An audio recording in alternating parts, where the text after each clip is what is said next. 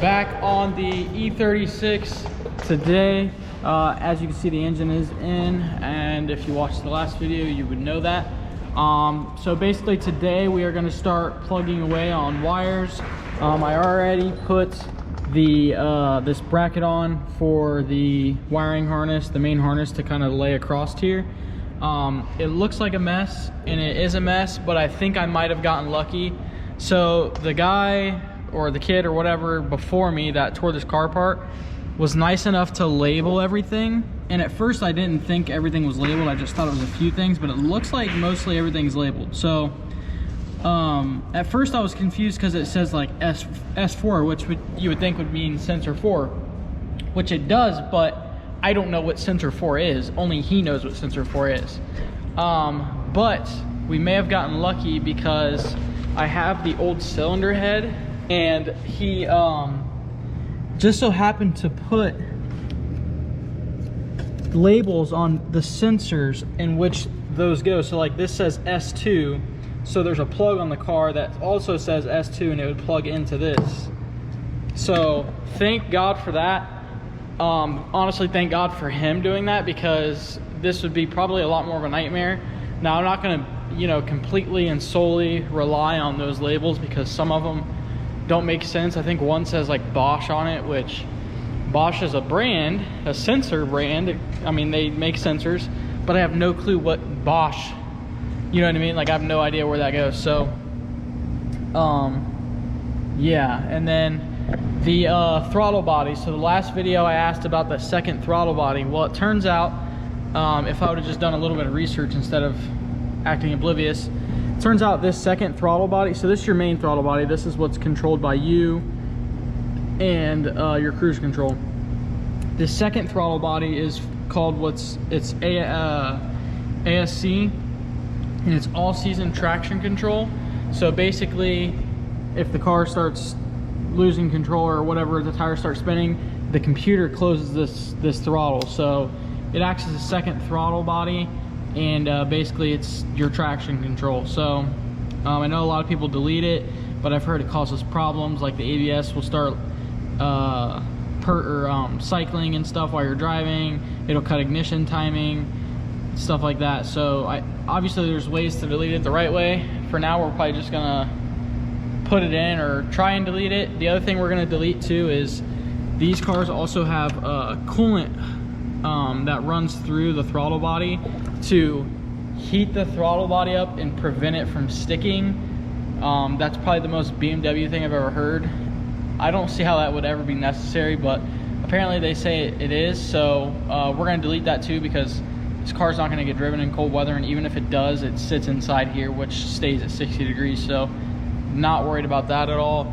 Got to figure out how to delete that. I'm assuming you just probably loop the lines and where the coolant goes.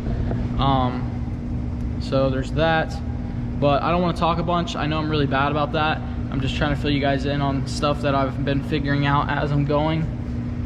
So I guess I can throw a time lapse up of me trying to figure out where all these wires go, but I might wait a second until I have a better idea of where they go, and so that way you're not just watching me aimlessly search through things to figure out where they go. So yeah, I'm gonna get started. Hopefully this goes smoothly, and we can maybe at least crank the car and hear some oil pressure. So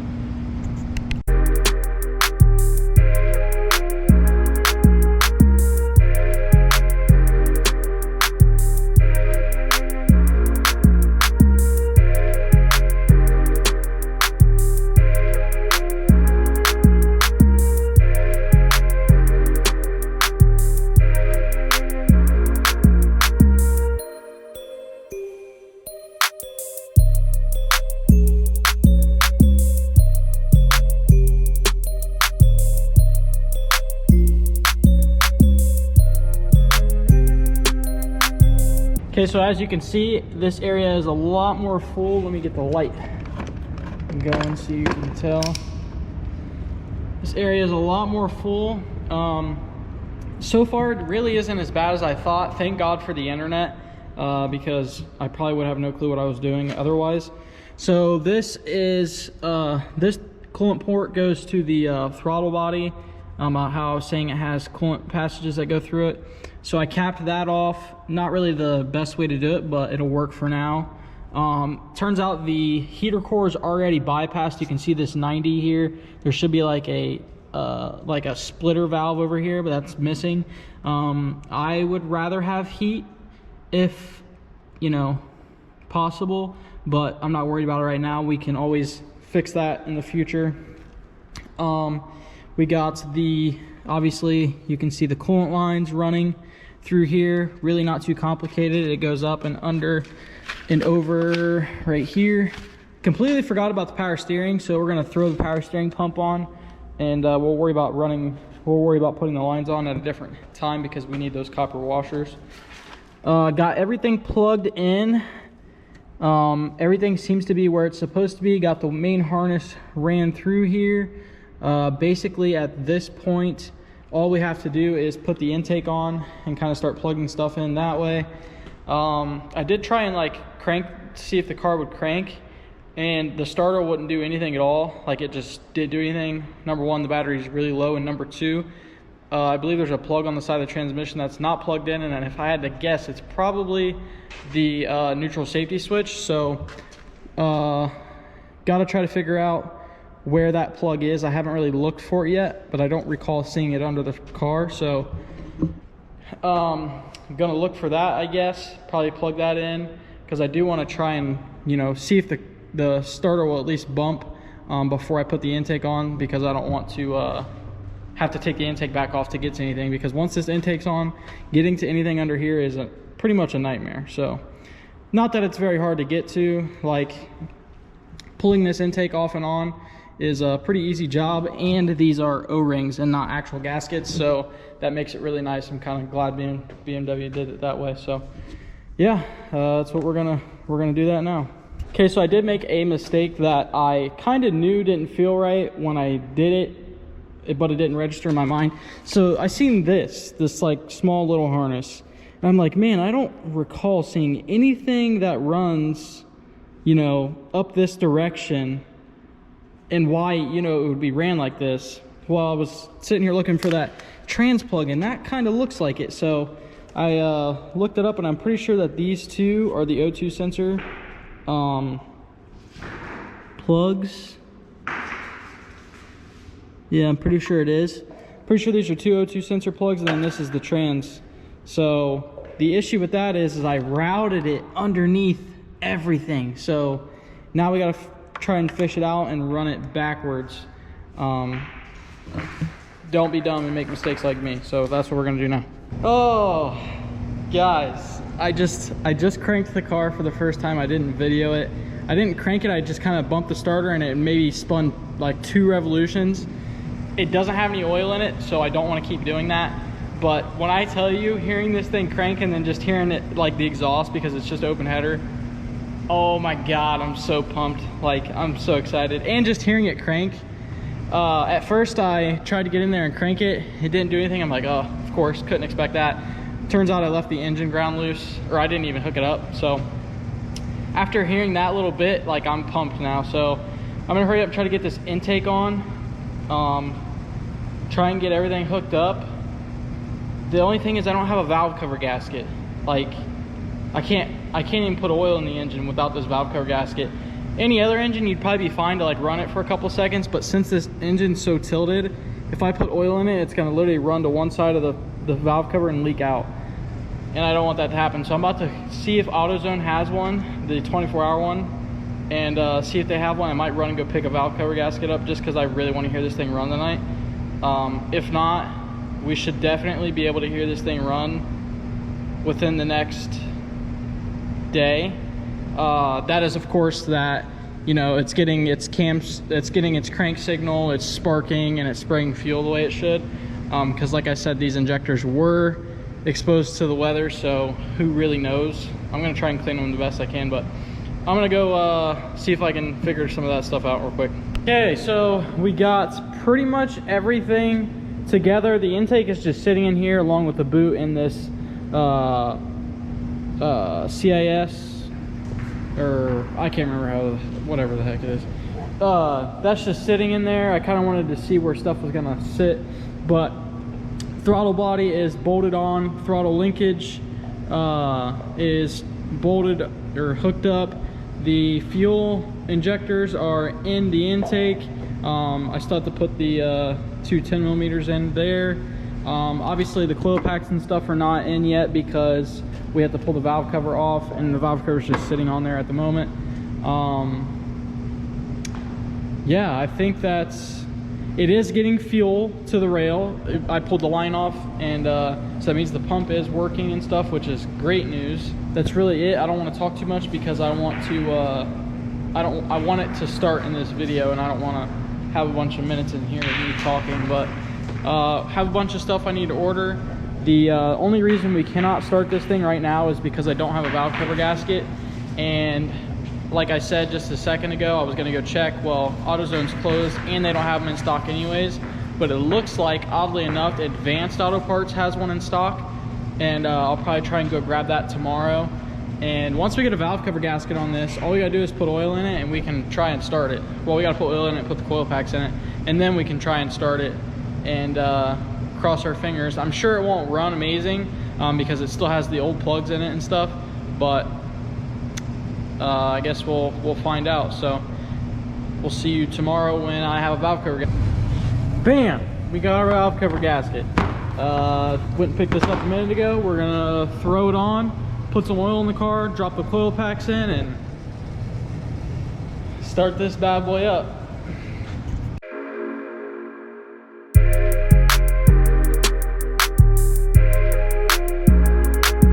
All right, guys, the moment we've all been waiting for, or at least I've been waiting for the last 2 weeks. We are officially about to attempt our first startup. Let's hope that it's a successful one. I will tell you that it is going to be down a cylinder regardless, and I'll explain why, but we are about to try our first startup. Valve cover gasket is on. There's oil in the engine. All the coil packs are plugged in, coil grounds are hooked up. To my knowledge, there's no reason why this thing should not start right now. Aside from, I never pulled the spark plugs to see what they look like. I did put some cheap oil in it for now because we are going to run a really good cleaner through the oil, so we'll have to drain it in like not too long from now regardless, so I just threw some cheap oil in it for now. Not that it matters, it's a 100-something thousand mile engine. It's probably already had junky oil in it. So without further ado, I'm gonna put you on the tripod and we're gonna try and start it up, hopefully. I lied, I don't even have the fuel hose hooked up right here, so we gotta put that up. Okay, everything should be good now.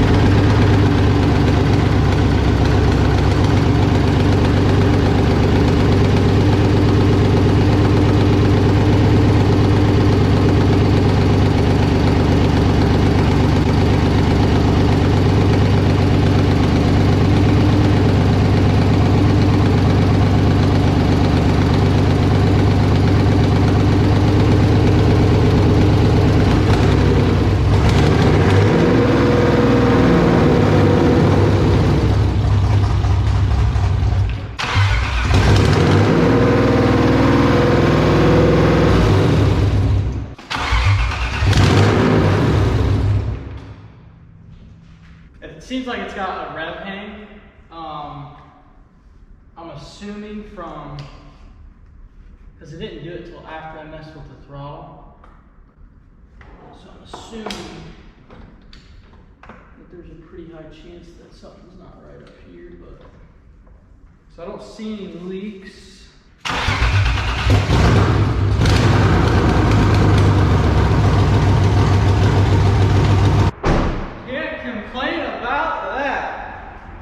No sir, sir, you cannot. Oh man, you guys have no clue how happy / excited I am just hearing this thing run. So there is an issue where I'm not going to pull the coil pack off and show you. You guys can wait till the next video. But basically what happened is, I don't know if this was from me or if it happened. No, it was definitely from me because I pulled the coil pack out because the coil packs were in it when I got it. But basically somehow a washer that is the exact same diameter of the spark plug tube, it fell down inside of the tube and went around the spark plug. So you like can't get the spark plug or the coil pack all the way in because there's a washer sitting over, like around and down on the spark plug. Now, if a magnet does not get that out, this could be very bad. And if I'm being honest, I completely forgot to try and get it out while the engine was out of the car. So like this could be bad. Like if we can't get that out, that's a problem. Only thing I'm thinking of is if we can't get it out, I try and use a drill bit and drill a hole through the washer and then yank it out. But oh my God, if it doesn't come out, that's gonna suck. I don't have any magnets, so I'm gonna try and buy a small magnet and see if we can just put a small magnet down in there and get it out, and cross our fingers that that gets it out. So those running clips, this thing was only running on 5 cylinders. Not to mention, you know, nothing's really hooked up. I pulled this out. It is rev hanging really bad, and it is, you know, obviously it's doesn't have the greatest throttle response right now. So I'm not sure if that is related to probably this whole deal up here. And if I'm being honest, I never even looked inside the airbox, so there could be some junk inside there. You know, so that could have some parts to do with it. Not to mention, I'm sure that there's something I've forgotten. But yeah, so we got to get, from this point forward, I'm waiting on some parts from FCP Euro to kind of start wrapping things up. Once those parts come in from them, I should be able to drive it. But we've got to put an exhaust on this thing for a lot of different reasons. Number one, it's so loud that I can't actually hear how healthy the engine is. All I can hear is the exhaust. Number two, it's not dry. I mean, it literally sounds like a freaking big block. Like it is ungodly loud. So we got to figure something out about an exhaust, which is going to entail a lot of work. We might drive a lap around the building and see how it drives and then do the exhaust. But yeah, it absolutely 110% needs an exhaust, and it's going to need a muffler too, because straight pipe this thing's going to sound like garbage, I'm sure. But yeah, I'm happy. Obviously, there's a lot more kinks that we need to work out. Like, obviously, it's rev hanging stuff, and who knows if the brakes work, who knows if the alternator's charging, who knows. I mean, there's a lot of different things that could still go wrong. But just hearing this thing run after dealing with the Miata for weeks, you know, not hearing a car start, this was super rewarding. Definitely a really rewarding feeling, because you have to think this car came in here literally in 1,000 pieces. I had no clue, and I didn't take it apart, and I've never owned an E36. So for me to be able to put it back together and it run on the first crank, that makes me happy. So I'm gonna take that as my win. I'm gonna clean up in here. It's a little early, but I want to go home and edit this video and kind of relax today.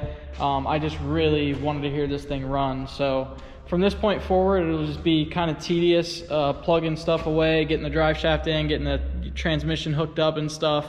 And then hopefully we can go on our first test drive in the next video. We'll see. But with that being said, guys, I'll see you in the next one. Deuces.